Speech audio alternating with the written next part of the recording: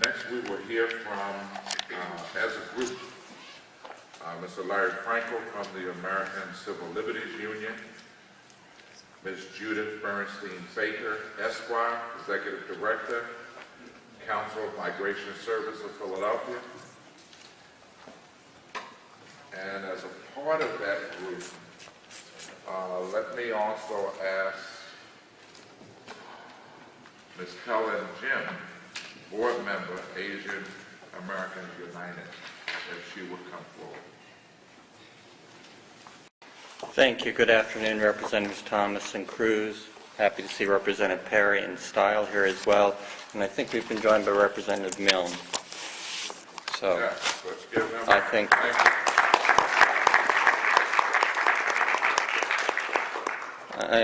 having testified at quite a few public hearings, I'm pleased to see that we have 5 representatives here today. And for those who aren't at public hearings that frequently, that's a good turnout. I think it underscores the importance of the issues. And I'm not going to read directly from my testimony. Some of it I will, but there's some points I really think are more important for me to make than just reading the testimony. I've attached to it some written testimony we provided in to other committees of the state legislature regarding, in most recently, Senate Bill 9, a bill in the Senate, testimony earlier this year on funding for English language programs, and testimony we presented last year in writing to the Republican Policy Committee when it had hearings. And I urge your staff and you to read the testimony, because I think there are some important points which I will not take all the time to make today. But let me say, I think that there are several themes that run through the documents. First of all, immigration reform is a federal matter, and the role of state and local government is very limited. And while the federal government has failed to do what it should do, that doesn't automatically increase the ability or the competency of state or local government. The best thing state and local government can do is remind the federal government to get its job done. You can't have a patchwork of laws all around the country in this area. It just doesn't work. Secondly, a broad brush approach to immigration inevitably will cause harm and causes harm to many United States citizens, lawfully present immigrants, and those who are struggling mightily with our immigration bureaucracy to have their status adjusted.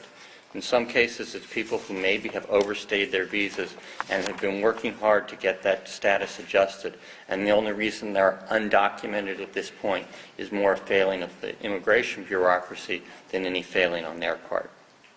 Thirdly, there are serious economic consequences, almost all of them bad, particularly for Pennsylvania, as we just heard, and I don't need to belabor the point. The hearing Tuesday by the 2 Senate committees talked about the economic consequences to our agricultural industry.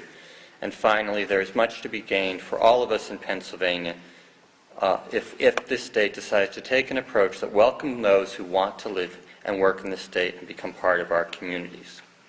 Also, just Representative Cruz, recent comment about the term illegal immigrants. One of the things we hope was that during this debate in this Commonwealth, we can stop using that pejorative term, illegal immigrants. Immigration law is very complex. There are a whole range of statuses that must be considered when determining lawful presence in this country. As many of you know, the federal court up in the Scranton area recently held the ordinances passed by Hazleton unconstitutional, and indeed my office, not me personally, but lawyers from my office were involved in that litigation. In that court opinion, the judge summarized just very briefly the complexities of federal immigration law.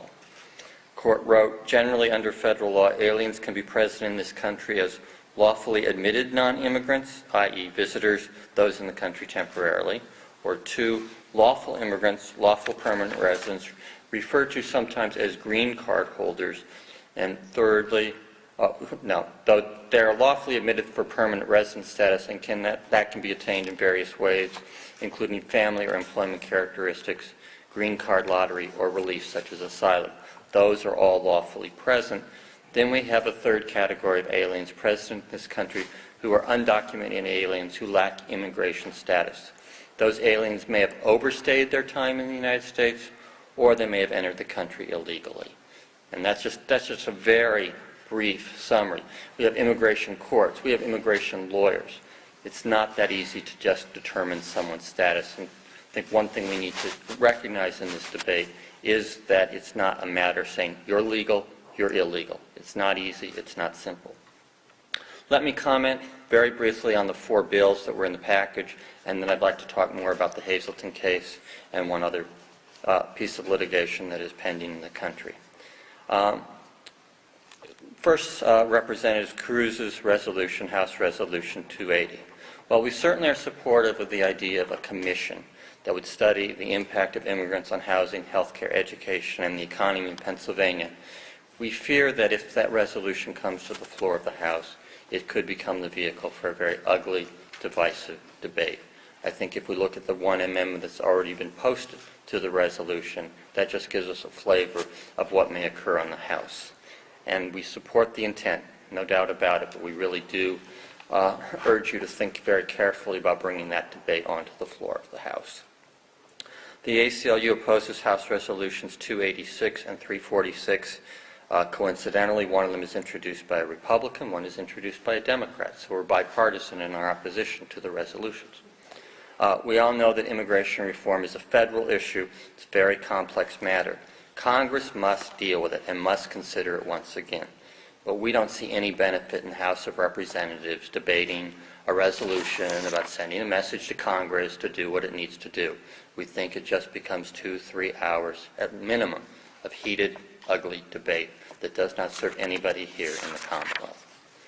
ACLU also opposes House Bill 751, which is the bill that would authorize the state police to enter into a memorandum of understanding with the Immigration and Customs Enforcement with regard to having state and local police enforce immigration law here in Pennsylvania.